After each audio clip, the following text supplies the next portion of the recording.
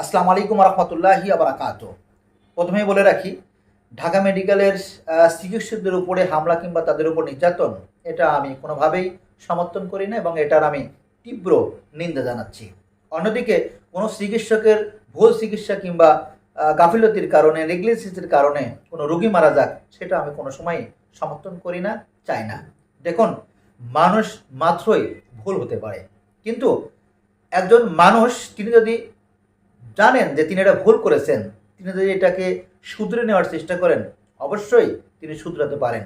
কিন্তু কোনো মানুষ যদি জানেন যে এটা ভুল হচ্ছে, তারপরে যদি সে যদি না শুধরায়, কিংবা তিনি যদি মনে করেন আমার এই ভুলটা করার কারণে এই এত বড় একটি ক্ষতি হওয়ার পরও যদি আমার কোনো শাস্তি না হয়, কিংবা আমি যদি এটার জন্য কোনো খেসারত যদি আমাদেরকে দিতে না হয়, তাহলে নিশ্চিতভাবে সেই ব্যক্তিটি বারবার ভুল করতে থাকবে।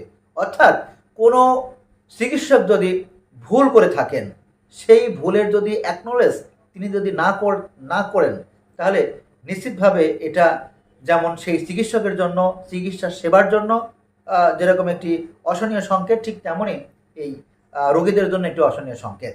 এখন আসি, আপনারা নিশ্চয়ই শুনেছেন যে এই চিকিৎসকরা অলরেডি তারা একটি কমপ্লিট শাটডাউন ডেকেছিলেন, যদিও তারা এই কমপ্লিট শাটডাউনটিকে উইথড্র করে নিয়েছেন। এটা অনেক ভালো, কিন্তু দুর্ভাগ্যজনক হলে সত্য। দেখুন, আমাদের বাংলাদেশে এই চিকিৎসকরা কিন্তু মাঝে মধ্যে এরকম আন্দোলনের ডাক দেন, আবার যারা ইন্টার্নি করেন তারা আবার আন্দোলনের ডাক দেন। অর্থাৎ একটি হাসপাতালের আপনার ছোট্ট শিশু থেকে শুরু করে সমস্ত রোগীকে জিম্মি করে তারা এই ধরনের আন্দোলন করেন, যেটা আমরা কখনোই সমর্থন করি না, যদিও এই ঘটনাটা একটু ভিন্ন। অন্যদিকে যেটা আমি বলার চেষ্টা করছি যে আপনার এই যে চিকিৎসকদের যেমন আপনার এরকম আন্দোলনে যাওয়া ঠিক না, যেমন তাদেরও কিছু প্রসিডিউর আছে, সেই প্রসিডিউরটা অবলম্বন করা ঠিক তেমনই যে রুগী মারা যান সেই রুগীরও আত্মীয় স্বজন যারা রয়েছেন তাদেরও দায়িত্ব যে সেইটা আসলে সত্যিই ভুল চিকিৎসার মাধ্যমে তিনি মারা গেছেন কিনা, এইটার জন্য যে কিছু প্রসিডিউর আছে তাকে সেই প্রসিডিউরগুলি আপনার ফলো করা উচিত। তা না হলে এই ধরনের আপনার কনফ্লিক্টের কারণে, এই ধরনের একটি মারামারির কারণে, ঝামেলার কারণে দেখা যাচ্ছে যে পুরো চিকিৎসা ক্ষেত্রে আপনার একটা প্রভাব পড়তে পারে। সুতরাং অন্যদিকে যদি আমি বলি, দেখেন আমাদের এই বাংলাদেশে এই ধরনের ঘটনা কিন্তু প্রথম ঘটছে না। এই ধরনের ঘটনা আমাদের বাংলাদেশে অহরহ ঘটে আসছে। সমস্যা কি জানেন? এই যে ঘটনাগুলি বাংলাদেশে ঘটে আসছে, বাংলাদেশের সুনাম ধন্য আপনার এই যে আপনার মেডিকেলগুলিতে যখন শিশু কিংবা রোগী গাফিলতি কিংবা ভুল চিকিৎসার মাধ্যমে যখন মারা যায়, তখন কিন্তু তাদের বিরুদ্ধে কোনো অ্যাকশন নেওয়া হয় না, তাদের বিরুদ্ধে কোনো তদারকি করা হয় না, তাদের বিরুদ্ধে কোনো অনুসন্ধান করা হয় না, তাদের বিরুদ্ধে কোনো ধরনের অ্যাকশনই নেওয়া হয় না, যার কারণে এই ডাক্তাররা বারবার ভুল করতে তারা পছন্দ করেন। অন্যদিকে নিশ্চয় আপনারা জানেন এবং দেখেছেন যে এই বাংলাদেশে গত 16 বছর এই চিকিৎসা খাতে কি পরিমাণ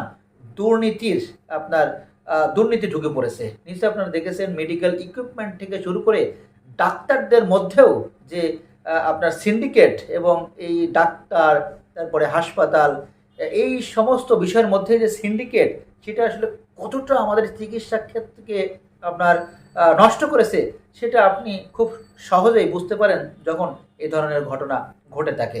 সুতরাং এই যে অন্তর্বর্তীকালীন সরকার কিংবা এই যে সামনে যে সরকার আসবে, সেই সরকারের কাছে আমাদের প্রথম এবং প্রধান চাওয়া থাকবে, এই চিকিৎসকদের মধ্যে যে সিন্ডিকেট, চিকিৎসকরা এই যে নানা ধরনের যেই আপনার ডিগ্রি, মানে ভুয়া ডিগ্রির মাধ্যমে তারা যে ডাক্তারি করেন, তারপরে আয়া থেকে শুরু করে নানা ধরনের এই যে আপনার রিসিপশনিস্ট যখন হচ্ছে আপনার অপারেশন করেন, এইগুলো আসলে আমাদের দেশ থেকে খুব দ্রুত গতিতে এইগুলোকে আপনার প্রতিহত করা দরকার, এবং সরকারের দায়িত্ব এগুলোর বিরুদ্ধে দ্রুত গতিতে অ্যাকশন নেওয়া, যাতে বাংলাদেশের প্রত্যেকটি মানুষের চিকিৎসকদের উপর একটি আস্থা ফিরে আসে।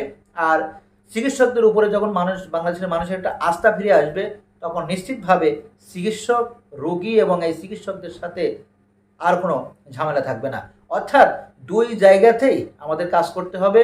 সুতরাং এই অন্তর্বর্তী সরকারের কাছে অনুরোধ করব, এবং আগামী যে সরকার আসবে তার কাছে অনুরোধ করব, তারা যাতে প্রত্যেকের সাথে বসে এই চিকিৎসা ক্ষেত্রে যেই আপনার অমায়িক যেই দুর্নীতি রয়েছে, অব্যবস্থাপনা রয়েছে, সেইগুলোকে অতি দ্রুত আপনার দূরীকৃত করে যাতে চিকিৎসক এবং রোগীদের মধ্যে একটি সুন্দর সম্পর্ক তৈরি করতে তারা পারেন, সেই প্রত্যাশা করব। সবাই ভালো থাকবেন।